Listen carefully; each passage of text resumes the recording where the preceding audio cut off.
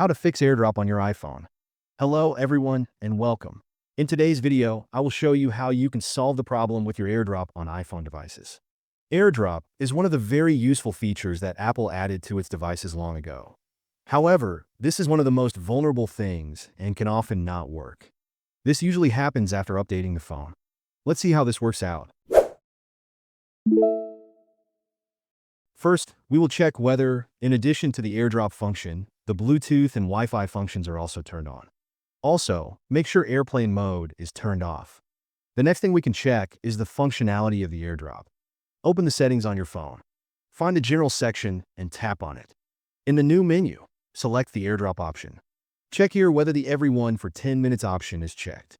Next, let's check our application restrictions. Return to the home screen of your settings. Find the Screen Time section and tap on it. Scroll through the options, and when you find the Content and Privacy Restriction option, tap on it. In the new menu, find the Allowed Apps option and tap. Find AirDrop and make sure the option is active. The next option we will check is located behind the General section. Return to the Home Settings screen and find the General option. When the menu opens, scroll down and find the Transfer or Reset iPhone section. Tap on it. Here we will select the Reset option. In the menu, we will select Reset Network Settings. Note that this will reset all network-related settings on our phone to their default settings. If all of this did not solve your problem, you can always reset your phone because sometimes they can solve all problems. That's all for this video.